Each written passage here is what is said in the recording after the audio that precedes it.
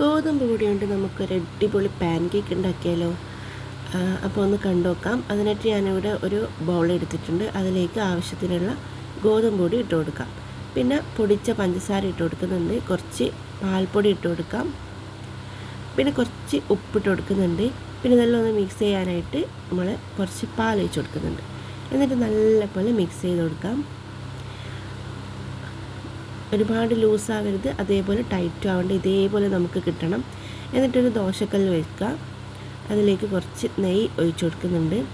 എന്നിട്ട് നമ്മൾ കുറച്ച് ബാറ്റർ എടുത്തിട്ട് ഇതിലേക്ക് കുറച്ച് കട്ടിയിൽ തന്നെ ഒഴിച്ച് കൊടുക്കാം. എന്നിട്ട് മൂടി വെച്ചിട്ട് കുറച്ച് സമയം കഴിഞ്ഞ് കഴിഞ്ഞാൽ നമുക്കിതൊന്ന് മറിച്ചിട്ട് കൊടുക്കാം.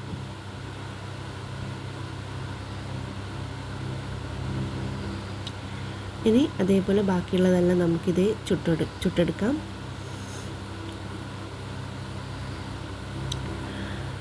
അപ്പോൾ ഓരോന്നായിട്ട് നമ്മൾ ചുട്ടെടുത്തിട്ടുണ്ട്. ഇനി ഇതിൻ്റെ മുകളിലേക്കായിട്ട് കുറച്ച് ചോക്ലേറ്റ് ഒഴിച്ച് കൊടുക്കുന്നുണ്ട്. കുറച്ച് പൊടിച്ച പഞ്ചസാര ഇട്ട് കൊടുക്കാം. അടിപൊളി ടേസ്റ്റാണ് കേട്ടോ. എല്ലാവരും ഒന്ന് ട്രൈ ചെയ്ത് നോക്കിയിട്ട് കമൻറ്റ് പറയാൻ മറക്കണ്ട. അപ്പോൾ ഓക്കെ, താങ്ക് യു.